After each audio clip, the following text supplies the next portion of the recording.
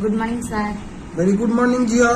Sir Subhadra योजना जो बाहरी आधार कार्ड सहित फोन नंबर केमिति लिंक आसबिला आमे केमिति जानबा? अच्छा मु तो एबे करूथली सुभद्रा योजना फॉर्म अप्लाई करूथली। चलो मु करिक देखौची देखो।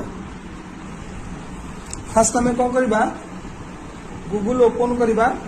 तो फर्स्ट हमें एटी कौन करबा UIDAI सर्च करबा। सर्च कला परे हमर आसीबरी देखो एटी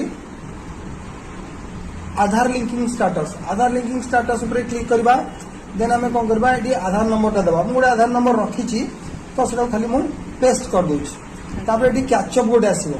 ठीक अछि। कैचअप कोन देची DE32A4। ठीक अछि। A4 देन हमें कौन करबा आकु प्रोसीड ऊपर क्लिक कर देबा।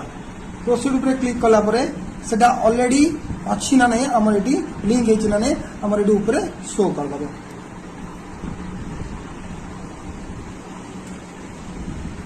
Thank you sir. वेलकम बेटा।